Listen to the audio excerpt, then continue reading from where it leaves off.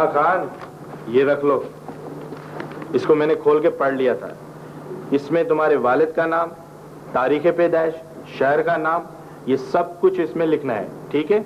और इसमें लिखा गया है कि तुम्हारे खुशहाल खान की फीस का इंतजाम हो गया। शुक्र अल्हम्दुलिल्लाह रब्बिल आलमीन। सब हम आपका ये एहसान कभी नहीं भूलेगा। हम खुशहाल को लाएगा, जरूर लाएगा इधर। अरे खान जरूर ले आना, लेकिन उसकी फीस आने में कुछ दिन लगेंगे। पहले हमें उनको एक खत लिखना पड़ेगा, जो कि उन्होंने सवालात किए उनके जवाब देने होंगे। वो सब जब ये लोग हमको फीस देता है तो फिर इतना मालूमात क्यों करता है? अरे खान ये तो मुझे भी नहीं पता, बस बड़े लोगों की बड़ी बातें होती हैं। हमें तो हुक्म की तामील करनी होगी। अरे साहब, जैसा तुम बोलेगा वैसा करेगा। बस हम तो जाता है, खुशहाल को लेकर आता है। ठीक है?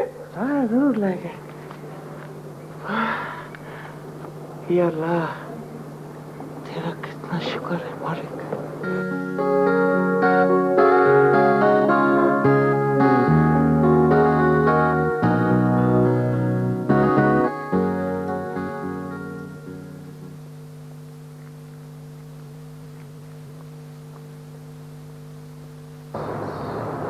सवेरा,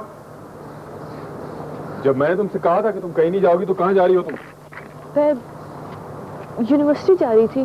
बहुत हो गई पढ़ाई। एक तो मेरी समझ में नहीं आ रहा कि तुम इतना पढ़ लिख के करोगी क्या? ऐसी बातें क्यों कर रहे हैं? लोग देख रहे हैं, क्या कहेंगे? मेरी तरफ से जहन्नुम में गई दुनिया। मैं दुनिया से नहीं डरता। आप नहीं डरते होंगे, मैं डरती हूँ। मुझे डर लगता है रुसवाई से। अच्छा, तो तुम्हें रुसवाई से डर लगता है? खूब, तो अब तो मैं तुम्हें रुसवा करूंगा। कैसी बातें करते हैं? बीवियों तो शौहरों की इज्जत होती है। लेकिन जब बीवियां शौहरों से आगे निकलने की कोशिश करें या अपने आप को कुछ समझने लगें, तो शौहरों को चाहिए उन्हें अपने पैरों के नीचे कुचल दें। चलो अंदर।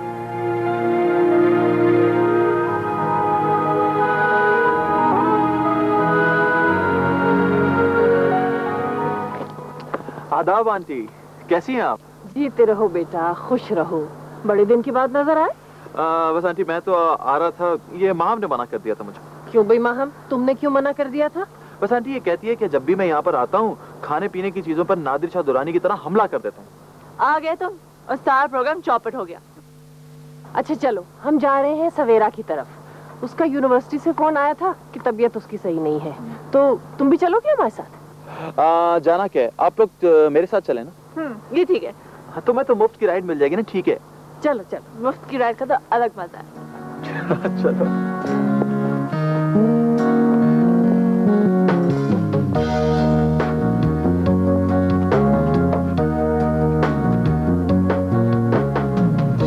तो राहत, तुमने तय कर ही लिया है कि तुम पाकिस्तान जाओगे? हाँ, दरअसल कराची जाए बगैर कई मसले ऐसे हैं जो हल नहीं हो सकते, जैसे कि सवेरा का उलझा हुआ मामला है। माय डियर, तुम सवेरा के मामलात में कुछ ज्यादा दिलचस्पी नहीं ले रहे हो? नीलम, बात दरअसल कमिटमेंट की होती है। देखो, आसिफ अंकल की और अबू की कितनी दोस्ती थी और वो मुझे कितना चाहते थे। अब जब मैं यहाँ पर सवेरा को चीटे के साथ देखता हूँ तो बड़ा अफसोस होता है। तो तुम्हें ये नहीं लगता कि सवेरा को खुद कराची जाना चाहिए और इस मामला को निपटाना चाहिए? नहीं, दरअसल ये सवेरा जैसी लड़की के बस की बात नहीं है। और वैसे भी इबादत साहब चाह रहे हैं कि वो जो गर्ल्स कॉलेज बनवा रहे हैं कराची में, मैं उसे भी देखता हूँ। जो लोग उस प्रोजेक्ट को हैंडल कर रहे हैं उनसे भी मिलता हूँ, प्लस अकाउंट्स वगैरह जो है वो भी देखता हूँ। अच्छा, नवाब साहब जाएं, आप कराची जाएं। आपके पीछे मैं आपके क्लाइंट्स को भुगतती हूँ। That's good. इससे तुम्हें एक्सपीरियंस गेन होगा। और अब मुझे सबसे पहले सवेरा से पावर ऑफ अटॉर्नी लेनी है। जाओ।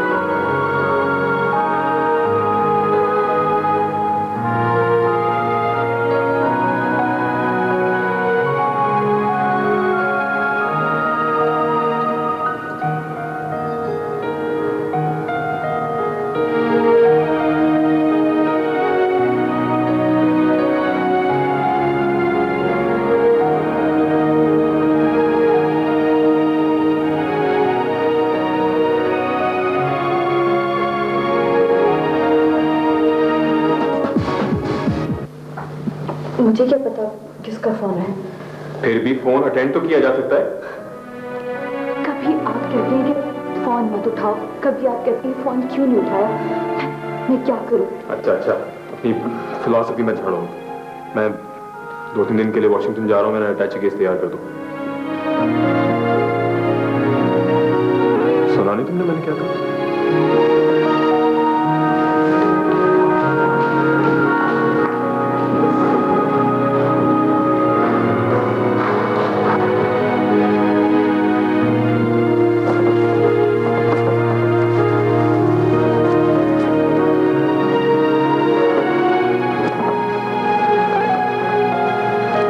मेरे लिए अब क्या हो तुम्हें घर से ना निकलने के अलावा? मैं अपनी खुशी से नहीं, मजबूरन जा रहा हूँ। और जाते जाते अगर तुम मुझे गुस्सा दिलाओगी ना तो तुम्हें लॉक करके चला जाऊंगा, समझी तुम? बड़ी मेहरबानी आपकी कि आप ऐसा नहीं करके जाए। I am sorry. न जाने कभी कभी मुझे क्या हो जाता है, जब भी तुम्हें किसी से बात करते हुए या कहीं जाते हुए देखता हूँ तो गुस्से से पागल हो जाता हूँ। सवेरा, प्लीज मुझे समझो, अपना सारा वक्त मुझे दे दो। मैं तुम्हें बहुत चाहता हूँ और नहीं चाहता कि तुम किसी से भी बात करो या किसी की तरफ भी देखो। मुझे ऐसा लगता है जैसे ये लोग तुम्हें मेरे बारे में बदगुमान करना चाहते हैं, मुझे दूर कर देना चाहते हैं।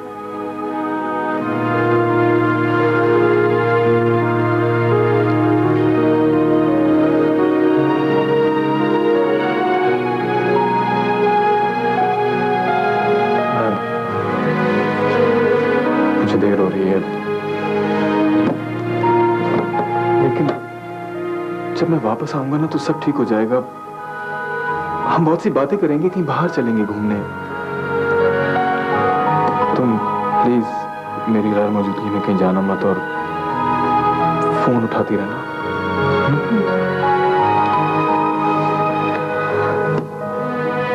Thank you. समझ में नहीं आती, मजाल है जो कुछ मुंह से फूट कर दे। आंटी,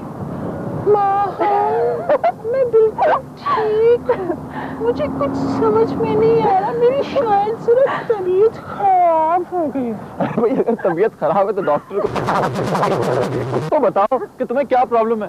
वो तो बिल्कुल किसी विलेज गर्ल की तरह बिहेव कर रही है। तो मुझे लगता है कि केके ने उस पर पाबंदी लगा दी है। उसे खुशी नहीं होती कि वो हमसे मिले। तुमने देखा नहीं था कि जब हम आ रहे थे तो सवेरा ने हमसे रुकने के लिए भी नहीं कहा। वो तो हमें देखते ही अपसेट हो गई थी। लगता है केके उस पर चेक रखता है। याद करो जब हम वहां बैठे हुए थे तो केके का फोन आया था। सवेरा ने हमें चुप रहने का इशारा किया था और केके को ये नहीं बताया था कि हम वहां बैठे हुए हैं। Yeah, you're right. बस समझ लो बेटा, सवेरा लंबे चक्रों में फंस गई है। लेकिन सबसे अहम बात तो ये है कि सवेरा को खुद इस वहम से निकलने की कोशिश करनी पड़ेगी। तुम ठीक कह रही हो, अब ये तो सवेरा पे ही डिपेंड करता है।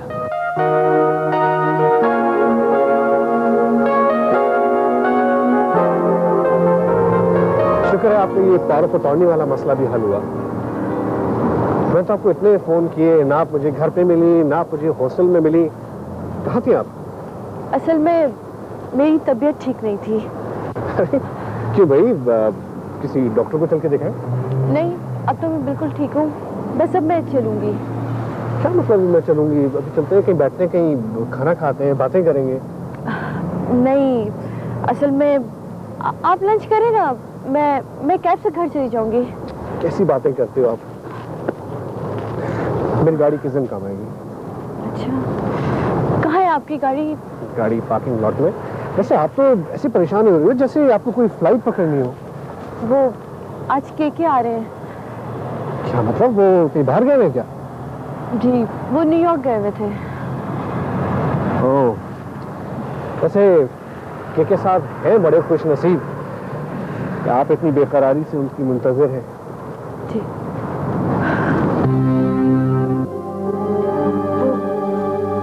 मैं यूनिवर्सिटी के काम से कहीं अभी तू?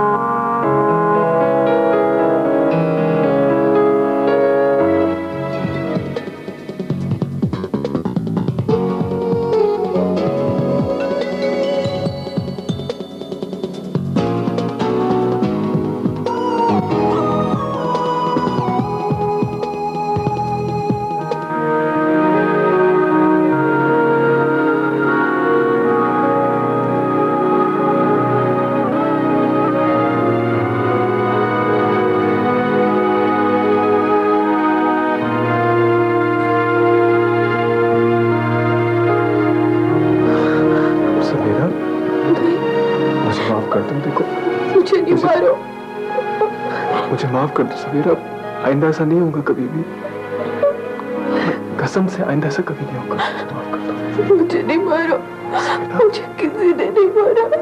सवेरा मुझे माफ कर दो।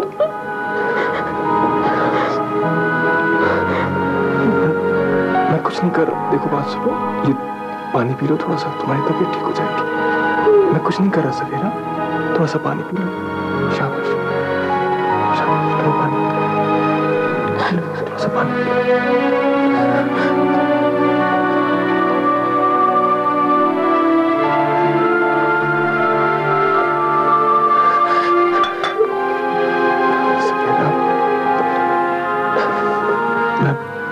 बिल्कुल पागल हूं मैं, मुझे डर लगता है मैं तुम्हें खो दूंगा, फिर मुझे कुछ भी दिखाई नहीं देता, अंधा हो जाता हूं बिल्कुल मैं। सवेरा मुझे माफ कर दो, मैं ठीक हो जाऊंगा, बिल्कुल ठीक। सवेरा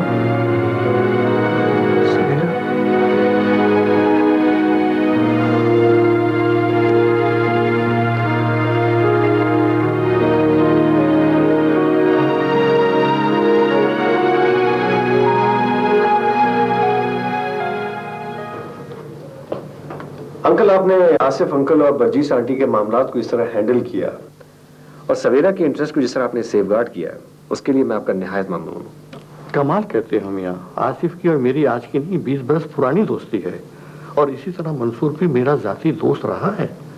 सवेरा मेरी भतीजी है। अब अगर उसके मफादात के लिए मैं अगर ना काम करूं तो और कौन काम करेगा? हाँ, दुरुस्त कह रहे हैं आप, लेकिन आजकल जो जमाना आ गया ना, भैया हम नहीं पुराने जमाने के हैं और जिंदगी को इसी तरह देखते और बरतते हैं। जी जी। मुझे तो ये परेशानी हो रही है कि सवेरा ने शादी में आखिर इतनी जल्दी क्यों की? अंकल, दरअसल इसमें सवेरा को भी कसूर नहीं है, आंटी की एक दोस्त ने जल्दबाजी की। अरे साहब, ये जो शादी कराने की शौकीन खवातीन होती है ना, खुदा इनकी नजर बद से महफूज रखे।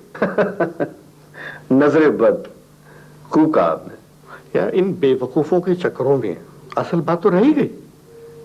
देखो राहत, लॉकर तुम्हारे सामने खुल चुका है, जेवरात तुम्हारे सुपुर्द किए जा चुके हैं। अब रहा घर की फरोख्त का मसला, इसमें कुछ दिन लगेंगे।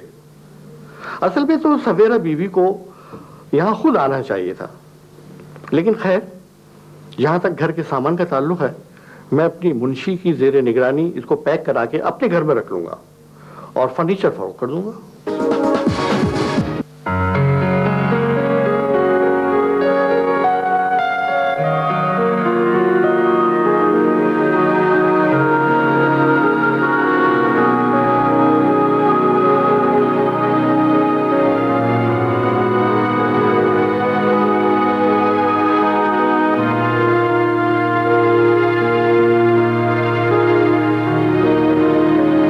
मुश्किल जिंदगी गुजार कर मैं यहां तक पहुंचा हूं और अब अपने ही हाथों से सब कुछ बर्बाद कर रहा हूं।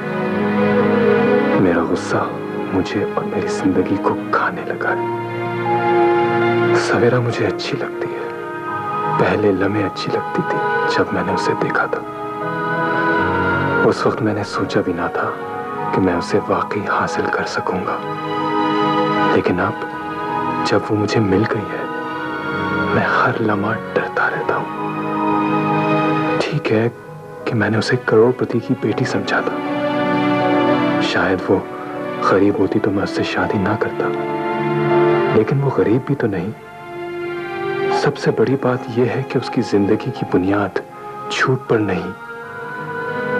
लेकिन मैं अब उससे हरगिज़ झगड़ा नहीं करूंगा, उसे यूनिवर्सिटी भी जाने नहीं दूंगा, उसे किसी दूसरे शहर ले जाऊंगा जहां उनमें से कोई भी ना हो, ना उसका कोई जानने वाला और ना मेरा जानने वाला। हाँ, यही करूंगा मैं।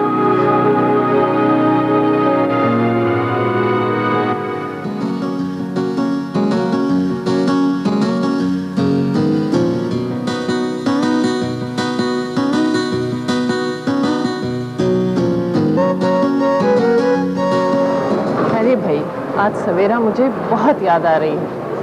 ऐसी गायब हुई है लड़की कि ना आती है ना फोन करती है।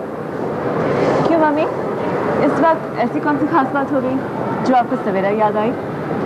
भाई ट्यूना फिश ना तुम्हें पसंद है ना ही मुझे पसंद है, लेकिन सवेरा इसके सैंडविच इतने शौक से खाती है, इसीलिए मैंने उसके लिए 2 चुन ले लिए हैं। आएगी तो खुश होके खाएगी। छोड़िए मामा, वो क्या ट्यूना फिश खाएगी, वो तो खुद केके के हाथों सैंडविच हो गई है। हाय हाय, मैं तो उस बच्ची से इतनी शर्मिंदगी महसूस करती हूँ कि क्या बताऊँ। अल्लाह जाने क़यामत के दिन में बिरजीस को क्या मुंह दिखाऊंगी अगर ज्यादा मामला बिगड़ा तो। You're really funny person मामा। अब आपको क़यामत के दिन ब्रिजेस आंटी को फेस करने की पड़ गई है। ये सोचिए कि सवेरा हमारे बारे में क्या सोचेगी। हाँ भाई, मेरी तो मत ही मारी गई है। आखिर क्या उस लड़के को हुआ, मुझे तो पता ही नहीं था। शक्ल सूरत का अच्छा, रुपया पैसे वाला, महज़िब, शाइस्ता। अब आखिर और क्या देखा जाता है शादी ब्याह के मामलात में। लेकिन मामा, हम सवेरा की वजह से इतने घबराए हुए थे कि हमने केके का बैकग्राउंड मालूम ही नहीं किया। लेकिन देखो, अब सवेरा को भी ऐसी भीगी बिल्ली बन के नहीं रहना चाहिए। आखिर वो भी तो अपना मुंह कुछ खोले, कुछ हमें ही बताए कि असल बात क्या है। बता चुकी वो हमें असल बात। उसके ख्याल में तो वो अमेरिका में ही नहीं है। अरे वो अपने राइट्स तक भी नहीं जानती। मामा, केके अगर उसके साथ कोई भी गड़बड़ करे तो एक टेलीफोन करके वो पुलिस को तो बुला सकती है। अरे बीबी, जब उसने तुम ही को कुछ नहीं बताया तो वो पुलिस को क्या खाक फोन करेगी?